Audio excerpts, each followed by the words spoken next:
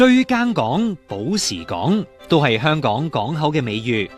作為全球最繁忙嘅貨運港口之一，每年大約90%貨物經水路進出，每個星期大約有300班國際貨櫃班輪往來全球近500個目的地。2024年嘅數據顯示，貨櫃船喺香港嘅港口平均停留時間只係需要其他港口嘅一半，就可以完成上落貨嘅任務。高效而可靠嘅服務，令到航運界贏得香港辦得到嘅美譽。面對全球經濟放緩以及地緣政治因素所帶嚟嘅新挑戰，香港政府同業界一直努力合作，包括計劃構建港口社區系統、聯通海陸空運輸環節、推動一單多步等嘅措施，簡化貿易流程，節省成本。同時又因應近年綠色發展趨勢，建設綠色航運中心，為行業發展提供新方向，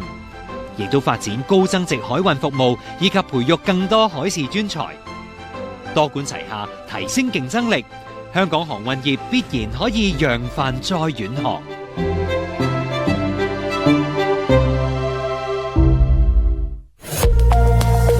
融入國家發展，